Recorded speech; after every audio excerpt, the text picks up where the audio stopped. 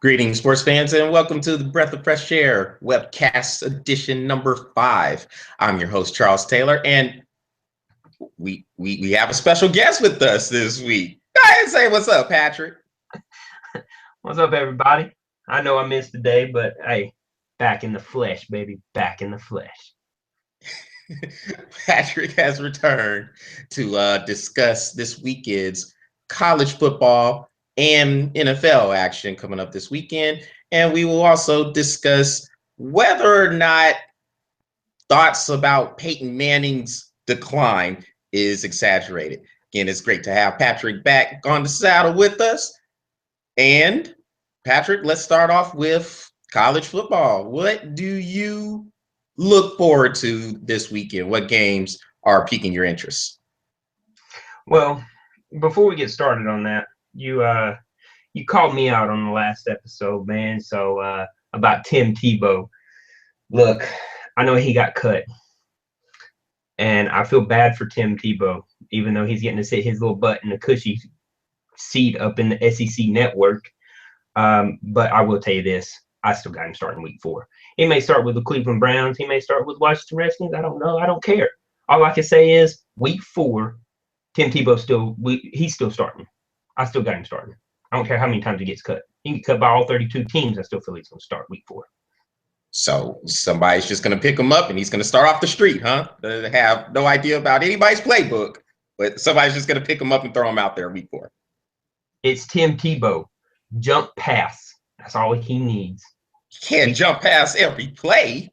This ain't Florida. And I like them in Florida, don't get me wrong, but he can't jump past every play. Jump pass. That's all he needs. You refuse to go down with it. I refuse to be wrong. That's what it is. So I'm sticking with my prediction. Week 4, Tim Tebow still starting. I don't know who he's starting for. He may even start for a high school team. I don't care. He's going to start week 4. Watch. Week 4. A quick stipulation about that, Patrick. It's got to be an NFL team. No, that wasn't the deal. The deal was that he was going to start week 4. You didn't say it was going to be high school or college, dude. Look, he will start week 4 for an NFL team. And until week 5 starts, I still believe he'll start week 4. So just be ready. Week 4, he'll start. We will revisit this in week 5. But anyway, we'll move on. College football, man. I got a couple of games that I'm really, really looking forward to. The first one, dude, I'm going to predict them to lose every time until they get a favorable opponent.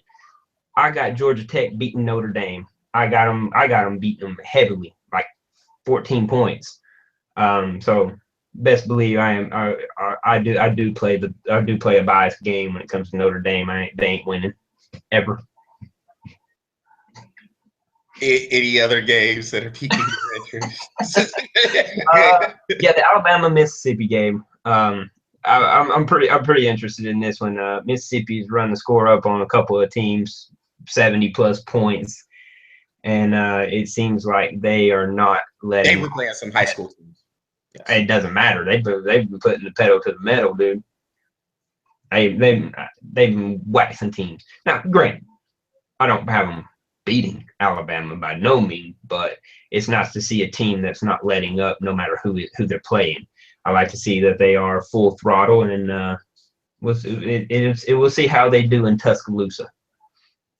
So you got Georgia Tech, Notre Dame, Mississippi, and Alabama. Those are the 2 games you were watching. Before I get to my 2 games, when Notre Dame plays USC, when Notre Dame plays USC, who do you have winning that one?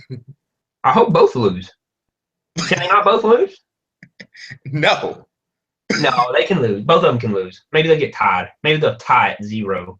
No, this is not old school college football, Patrick, where games end in a tie. They play in over. They actually have overtimes now. I know you've heard that. Maybe they'll both forfeit and neither one of them win. maybe somebody forgets the air to fuel the aircraft and it can't take off, so everybody has to stay at home. It's a pointless game. I don't want either one of them to win. But if I had to absolutely pick, I ain't picking because I don't like either one of them. You're gonna pick the game, Patrick. I ain't picking them. I don't like them. Neither one. Neither one of them's winning. Well, Whoever wins, I hate that team the most. for my two games, I have Auburn and LSU. So remember, a couple of weeks ago, we were talking about Jeremy Johnson, the Auburn quarterback. These first two games, he has not looked good. Now he gets to go to Death Valley in Baton Rouge, where 100,000 people are going to be screaming at the top of their lungs. First true road test. I don't see him passing this test. I have LSU winning this game. And if Jeremy Johnson does not clean up the mistakes he has made, it could get ugly. You get ugly real quick. But as it is, I'll take LSU by about 10 points. I think they'll be able to run the ball pretty well. Their defense will be coming after Jeremy Johnson. And unless Auburn can get a running game going to try to complement that, I don't see anything going well for Johnson in that game. So I have LSU winning by 10 points. The other game that I'm kind of interested in is BYU and UCLA. So you have BYU, who apparently like to complete Hail Marys. Understatement. They've been living off of Hail Marys, but they have two pretty good wins over Nebraska in Lincoln, and they beat Boise State last week. So they've got a couple of good wins. UCLA, as you know, they've been kind of hyped up with the freshman starter at quarterback, and they've been able to put up some points. So it'll be interesting to see who could come out of that game. I guess if I had to pick, I'll pick UCLA. I think it will be close. I think it'll be 3 to 6 points. And if BYU has a chance to pull it out with the Hail Mary, watch out. But I think UCLA will be able to survive. Well, I don't. I'm not going to agree with you on this one, Charles. I got BYU winning this one again. By a Hail Mary? By maybe by 4 or 5. Need them. But yeah, I got BYU winning this again, just like your spread, man. I got them winning about 3, 6, maybe 7, 8 points, whatever. But I got BYU winning this one probably by a Hail Mary. They'll probably be down 6, throw a Hail Mary, tie the game up, and win it with a field goal or something. But I got BYU winning that one. And about the Auburn LSU game, again, I'm going to disagree with you. Not with the team who wins, but with the score. I got defensive back University pick 6 4 times. Dog, they're going to win by 21. 4 pick sixes. It's Jeremy Johnson. 4 pick sixes. He's going to throw 5 touchdown passes. 4 for the other team. Just saying. He'll get one for himself, and then he'll throw 4 for the other team. 4 pick sixes. That's a lot, Patrick. Has that happened ever? Well, history will be made Saturday. Oh, okay. Look, 9 interceptions over 3 games. That would just top Jeremy Johnson's career off, and maybe he'll never get drafted. I'm telling you right now, man. This guy was supposed to take Auburn to a championship game. Is that a Dookie look I see? That is a Dookie look, which y'all will see. That we're going to do a Dookie look segment one day. Here's my Dookie look. It's not going to happen. Jeremy Johnson, no, it ain't happening. Just give him that stink face. I'm giving him stink face. Yeah, 4 interceptions. I don't know. He may not throw 4 pick sixes, but he'll throw 2 at least. All right. Well, real quick, Patrick, before we move on to the NFL action, I'm going to throw a bonus football game at you. Florida State plays at Boston College tomorrow night. That could get interesting. That is an upset alert for me. I think Boston College can beat them. I don't think they will. I think Florida State, just because they have a good amount of athletes. I mean, they're Florida State, so they have athletes, of course. But I think they'll be able to pull it out. It will be tough to win up there. in Boston College, though. So that I got that one as an alert. Yeah, that was okay. I got you. That's a good pick. I still have Florida State winning that game too, but I think it's going to be a lot closer than most people think. Um, I think what will beat Boston College is Florida State's depth. Florida State's got a lot of depth, so uh, I don't see Boston College winning that game. But if they do, hey, they prepared right. That's all I can say. But if I was to pick a score on that, probably something like 32-27. It's going to be a lot closer than a lot of people think, I think. All right. Well, moving on to the NFL action. What games are you watching for there?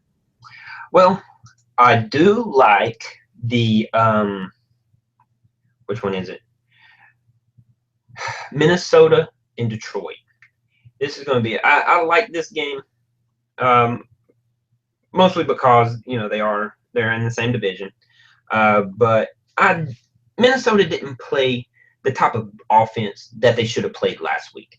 Adrian Peterson only touched the ball 10 times, and when you got a man on that in your backfield that's Adrian Peterson, he doesn't touch the ball 10 times, man. He needs to at least touch that ball 20, 25 times. Hey, I'm not too upset about that. I was pretty happy about that. Me being a 49ers fan and all. Yeah, I just like, look, if you don't want to get the ball to Adrian Peterson, that's okay. It's all right. I know you're happy about it. I mean, to me, it ain't bothering me either way. Falcons fan, baby, through and through. But when you have Adrian Peterson, he has to touch the ball more than 10 times. 31 rushing yards no. I mean, even if I don't care who you playing, even if you're playing Atlanta, I hope he only touches the ball one time. And I hope it goes for negative 100 yards. Don't get me wrong. But the fact of the matter is that any other team minus Atlanta, he needs to touch the ball at least 25 times.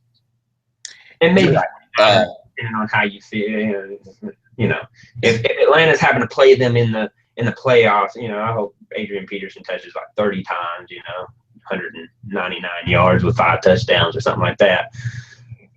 But you any good running back should get the ball at least 20, 25 times. And I'm talking about just carries. And yes, Adrian Peterson, I know watching the game, I expected him to get the ball a little bit more, but he didn't. And then when he did get the carries, give the 49ers defense credit. I mean, they held him to 31 yards. 10 carries, little low, I know. But when he did get the ball, 49ers defense did a pretty good job. But I do agree with you. I think he will get more carries against Detroit. That'll be an interesting game. I was looking at the schedule, and there are some good games there. I mean, you have San Diego and Cincinnati. You have Seattle at Green Bay. You have Dallas, Philadelphia, San Fran, Pittsburgh. You have a lot of good games this week. But the one I'm interested in, New England at Buffalo. I think this is a good chance for Buffalo. Huh? I said I figured you'd say that. You're a Tom Brady lover. I love Tom Brady. Yeah, right. Because you don't, Mister. I love a winner. I love a winner. Everybody loves a winner. No, everybody. Everybody hates a winner. I love a winner. Hey, look, if Tom Brady's on my team, I love Tom Brady. He's not on my team. I don't care. Hey, but it's going to be an interesting game. I will say that. Yeah, definitely, man, because you have a Buffalo team who feels like they are ready to contend for this division title. New England has dominated the division for years now. And every time we talk about this division, we're always talking about who is going to challenge New England. Nobody has really stepped up to challenge. A team may come up, they may beat them a little, but they beat them in a game, whether it's the Jets, Bills, or the Dolphins. But this may be a legitimate challenge for Buffalo. It looks like they have the tools necessary to compete. This game is in Buffalo as well. So it will be interesting to see how Buffalo's defense can pressure Tom Brady, because they have one of the best defensive lines in football. And they have a good running game, good mix of weapons. And we'll see if Tyrod Taylor can keep things going for playing quarterback for them. But that's gonna be an interesting game. I'm really looking forward to see if Buffalo can announce themselves as the main challengers to the Patriots. Yeah. Yeah, I agree with you. I have the Patriots winning out of that game. But I mean, again, we have to wait and see what what kind of team Buffalo is going to be. So I mean, I got New England winning that game. I really don't know what the score would be, but I got New England winning that game right now. But I would like to see Buffalo come in and actually give the Patriots a run for their money. So it'll be an interesting game to say. I agree with that. My next game that I'm pretty interested in, Arizona and Chicago. This one interests me a lot because you see a Chicago team that is really really starting to come into their own on offense, even with quarterback Jay Cutler. He threw one interception last week, but it really wasn't like a Cutler interception. This was really forced by the defense and a bad route that was ran by the wide receiver. So I'm kind of curious about this game, but I mean, we'll see how Arizona does because Arizona's offense was freaking phenomenal. I mean, they've given Palmer like 30 seconds in the pocket, man. I mean, he was getting forever. So the offenses are really gonna. I'd really like to see how these offenses work, but I also like to see how these defenses work against an offense that can actually put up some points as well. So that's an interesting game to me. But right now, the way I'm seeing it, I'm leaning towards Chicago winning this game, mostly because they are at home. But I like this game. This is a pretty interesting game for me. All right, and real quick, Seattle and Green Bay on Sunday night. Is this a must win for Seattle? Well, I mean, they are 0-1. So you know how it is going 0-2. There's a lot of history that says if you go 0-2, you can't make the playoffs. The chances are low. But do you consider this as a must win for Seattle going into Green Bay? well, anytime you go in and on the road, I mean, I feel like that's a must win if you're trying to go in on the road. But I mean, Seattle's a good team. I don't think me personally, I don't think an 0-2 start for a Seattle team like this is really a dire situation for Seattle. Um, I would say no. I would say no because of that team can bounce back from two losses and win six straight, six, seven, eight straight. I mean, I haven't looked at their schedule or anything, but I feel that this team, this is not a killer division. Seattle's not in a killer division that they have to win this game, but they need to start getting their stuff together. Now, if you look at somebody like Dallas and Philadelphia, Philadelphia can't lose another game. I don't think. But then again, they are playing against Dez Bryantless Dallas Cowboys, and the Cowboys stink anyway. You know how I feel about Romo, so I'll leave it at that for right now. Yeah, Everybody else will know how I feel about Romo here pretty soon too. Right. We'll go ahead and revisit Romo. I'm sure when we do more of these webcasts. But yeah, Seattle, it's not really a dire type of situation, but the division they are in is a tough division. So they got to be careful not to fall too far behind it. Arizona playing Chicago. I actually have Arizona winning that game. It'll be close, but I have Arizona winning that game there because I just don't think Chicago's defense can stop anybody. So I don't think it can stop anybody, man. And if Carson Palmer gets that time to throw with those weapons, it's it's it's going to be disgusted what's going to happen to that defense. So, and then you have St. Louis. They're playing Washington. They should beat Washington. Washington's a mess. And then have San Francisco playing Pittsburgh. Of course, I'm going to say San Francisco is going to win this game. I'm thinking San Francisco to win every game, but that will be a tough game in Pittsburgh. Pittsburgh probably a little bit motivated from the loss to New England last Thursday night. So that would be a tough game to deal with for the 49ers, but I think they can handle it. But yeah, that division is tough. Seattle has to keep touch. Yeah, as long as they keep touch, I think they'll be fine. Now, 0-3, if they go 0-2 and you ask me this again next week, Yeah, I'm probably gonna be like, yeah, this is a must win. They have to win this. They cannot go 0-3 and expect, say, anybody else in that division go 2-0. Can't. They can't. Then they're going to start falling too far behind. But it's early. It's early in the season. 0-2. It's not a deal breaker. So. All right. Well, the last topic we're covering tonight, Patrick, is Peyton Manning. So, didn't throw a touchdown pass in week 1. He has 2. Yes, he has 2. What's the score of that game right now? I got my TV off. It was 17-14 last I checked. 17-17. Peyton Manning's got 2 touchdown passes and 1 interception. I think the 1 interception was a pick 6. It was. Yeah, that one was a pick 6. And so coming into this game, people were saying, Peyton Manning is in trouble. He's on the decline. Do you think that is exaggerated? He's older. I mean, ever since his neck injury, I mean, he's a different quarterback, but is he on the decline? No, not really. I mean, it's early in the season. I mean, I don't know how anybody can even make a stupid prediction like that or this early in the season. I mean, that's just plain out borderline Crazy. Yeah, crazy, huh? Retarded, dude. I mean, it's like you bring in a rookie and he has one bad game, and it's like, well, there goes his career because he's shot and he sucks. So you might as well just flush the toilet on that guy. Hey, speaking of that, real quick, Patrick, we'll talk about Jameis Winston on another webcast, but he was getting booed on Sunday when they were losing the team. Yeah, that's crazy. It's his first game. It's like his first half. Yeah, maybe he didn't have his fill of crab legs before. That's what it was. He did not steal his crab. You can't get crab legs in Tampa.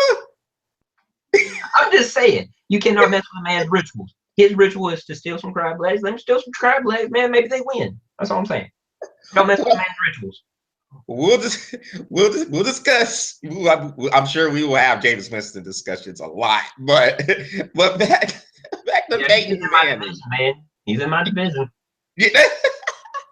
Well, back to Peyton Manning. Yes, I agree, man. I think this is crazy. It's the first game. They were playing a very good Baltimore Ravens defense.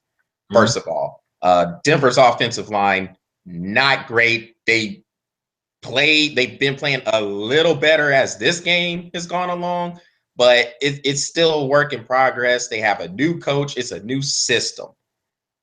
Pump the brakes on Peyton Manning's demise. I don't.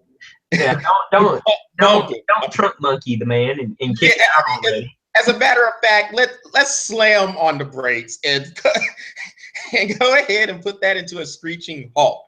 This dude, yes, he's older. All right, I get it. He's had neck surgeries. He has some nagging injuries from last year.